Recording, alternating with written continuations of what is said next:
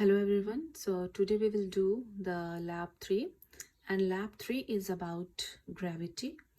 So Galileo was the first person to establish that all objects fall at the same rate in a vacuum and accelerating to the earth at a rate of 9.8 meters per second square regardless of the mass or shape. So this 9.8 meter per second square is this g value, 9.8 meter per second square, and this is known as acceleration due to gravity on earth. So this is a constant value on earth, and at each planet the g value is different. So in this lab we are going to find this g value by using some variables. So we will find the g value by the setup of pendulum as shown as this picture. And we are going to use this formula that t is equals to 2 pi under root of L over G. So I have also prepared this setup. So this is the base we have. Then you're going to put this stand on this. And here we have this ring attached with the string. So I have attached it at this point, at third point on this. So we need two variables to find the g value in this equation. So 2 pi is your constant. You need the variable t. So this t is the time period.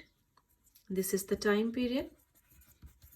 And this L is the length of this thread. So you have this T and you have this L. These are the two variables that we can find, we can measure by using this lab, this apparatus. So this L, the length of the pendulum, it will be this length from this point to the center of the ring up to this point.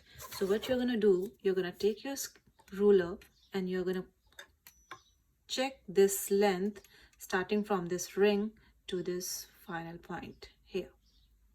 So make sure to find this L, capital L, from this point to the center of the ring.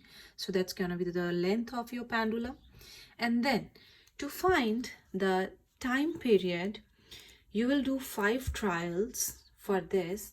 And what you're going to do for this, we will give this pendulum, this ring, we'll take this up to 10 degree one side and you're gonna leave it and it will do this vibration like a pendulum.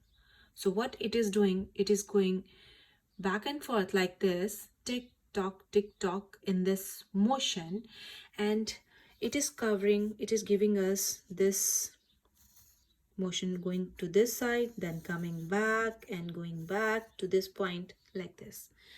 So what you're going to do, you're going to take this to one side and then you are going to count for 10 vibrations. So 1, 2, 3, 4, 5, 6, 7, 8, 9, and 10. And for 10 vibrations, you're going to set this stopwatch and you're gonna check your time period, your total time taken for 10 vibrations.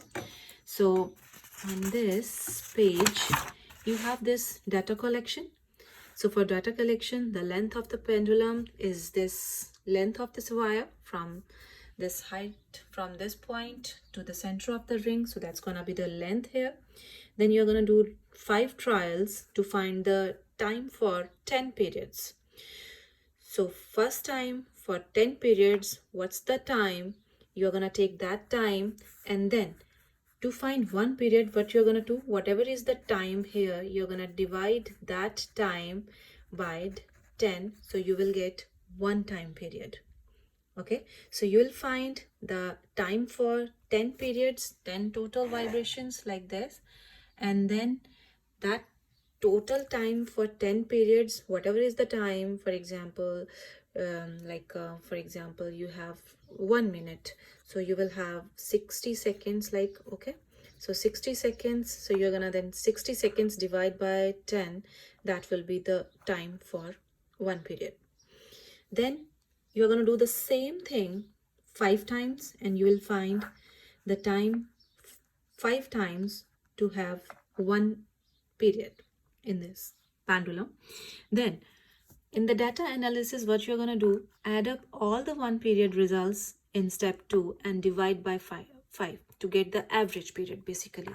So whatever you are getting here, just add all those periods and then divide that by 5, you will get the average value.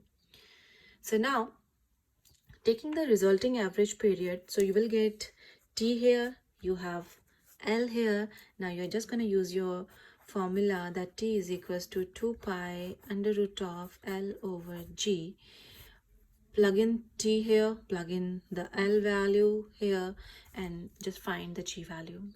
So whatever the value you are getting for the G, then you can check that what is the percentage error that you have calculated in your G value, and the actual value, you know that so write on your value of the G, and you know that the G is 9.8 meter per second square actually, so you can compare these two values then.